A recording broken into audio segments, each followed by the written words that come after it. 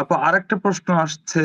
আফিয়া রাফসান রাইসা প্রশ্ন করেছেন, ওনার প্রেগনেন্সি চলছে 30 উইকস, ওয়েট বেড়েছে 9 কেজি। উনি বলছেন উনি কি খেলে বাচ্চার ওয়েট বাড়বে। আপা এটা নিয়ে সম্ভবত আমাদের একটা হ্যাঁ, কনফিউশন আছে, এটা ভুল বোঝাবুঝি আছে যে মায় অনেক ওজন বেশি হতে হবে। না না না আসলে সেটাই। সঠিক ওজন কত হওয়া উচিত? জি, জি। উনি এখন 30 উইকস চলতেছে এবং উনি 9 কেজি ওজন মানে তার প্রেগন্যান্সিতে বেড়েছে। তো পুরো প্রেগন্যান্সিতে জুড়ে যেটা আমি বলছিলাম আগের ক্ষেত্রেও একটা দর্শককে বললাম যে টোটাল 12 কেজি যদি ওজন বাড়ে সেটাও কিন্তু স্বাভাবিক। এখন কোন মা যদি অনেক স্থূল আগে থেকে তাকে তো আমি 12 কেজি ওজন বাড়াতেই বলব না। তো সে তার ক্ষেত্রে হয়তোবা 5 থেকে 9 কেজি ওজন বাড়ানোর জন্য বলব। সুতরাং এটা ডিপেন্ড করছে আসলে মা নিজে প্রি প্রেগন্যান্সি অবস্থায় তার ওজন, সেটার উপর নির্ভর করে আমরা কতটুকু ওজন বাড়ানোর জন্য তাদেরকে পরামর্শ দিব। তো উনি যেটা বলছেন যে উনার 30 উইকস এ 9 কেজি ওজন বেড়েছে। আমার মনে হয় বাচ্চা যদি ওজন স্বাভাবিক থাকে মানে 30 উইকস এ বাচ্চার ওজন অ্যারাউন্ড 1800 গ্রাম থেকে মতো হওয়া উচিত।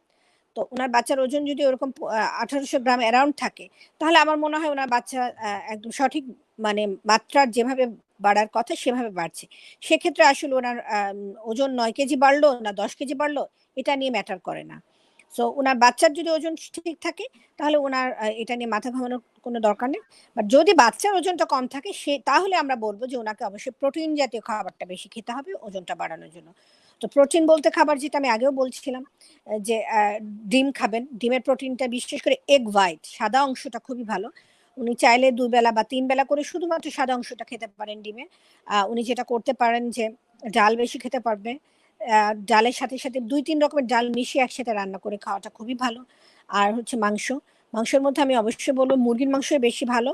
গরুটা আমরা একটু কমই খেতে বলি যেহেতু ওটাতে একটু স্পাইসি বা করে রান্না করা হয়ে থাকে বা ওটা তেল চর্বি বেশি থাকে। আর যেটা উনি খেতে পারেন মাছ খেতে পারেন। প্রচুর মাছ খেতে পারবেন। তো এগুলো খেলে আমার মনে হয় উনার গর্ভের বাচ্চা এবং সাথে আরেকটা জিনিস প্রোটিন বা আমরা যে বাজারে বিভিন্ন রকম যে বাদাম পাওয়া যায় ওটাতেও কিন্তু প্রোটিন আছে।